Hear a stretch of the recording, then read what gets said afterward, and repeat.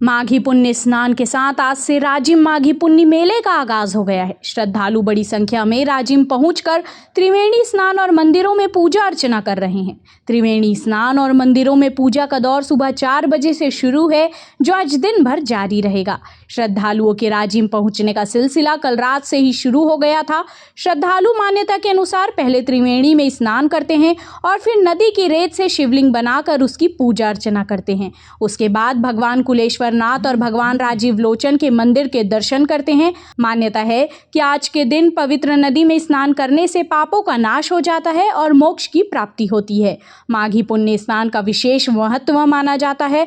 गरियाबंद, रायपुर, महासमुंद, धमतरी के अलावा प्रदेश के अन्य जिलों से भी श्रद्धालुओं ने बड़ी संख्या में पहुंचकर पुण्य स्नान किया। देखिए गरियाबंद से फारूक मेमन की ये रिपोर्ट। हिंदू धर्म में ये जो माघी पूर्णिमा है, ये प्रभु राजीलोचन का आज जन्मोत्सव मनाया जाएगा और नदी में स्नान करने के बाद राजीलोचन जी के दर्शन करने के पश्चात भगवान कुलेश्वर नाथ के दर्शन करते हैं और जो भी मनोकामना रहते हैं, पुत्र वन, धान वन, लक्ष्मी वन को सभी मनोकामना दोनों भगवान राजीलोचन जी और कुलेश्वर नाथ जी पूर्ण करते हैं।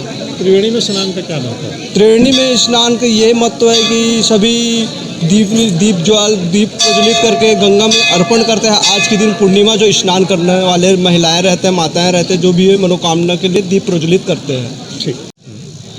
राजिम धर्म नगरी है, तो यहाँ हम लोग हर वर्ष आते हैं। रेत का, बालू का, शिवलिंग का पूजा करते हैं और अपनी मनोकामना पूर्ण करने के लिए यहाँ आते हैं। कौन सी नदियाँ हैं यहाँ? 3 नदियों का संगम है यहाँ। पवित्र माना जाता है? पवित्र माना जाता है यहाँ। बहुत दूर दूर से लोग आते हैं यहाँ अपनी श्रद्धा अपने से के लिए, अपनी मनोकामना पूर्ण करने के लिए। माघी पुण्य का क्या महत्व है? बहुत महत्व है यहाँ। कितने सालों से यहाँ आ रहे हैं? हम लोग तो करीब 20 साल हो गए यहाँ आते हुए। हर साल आते हैं? हर साल आते हैं यहाँ। ठीक।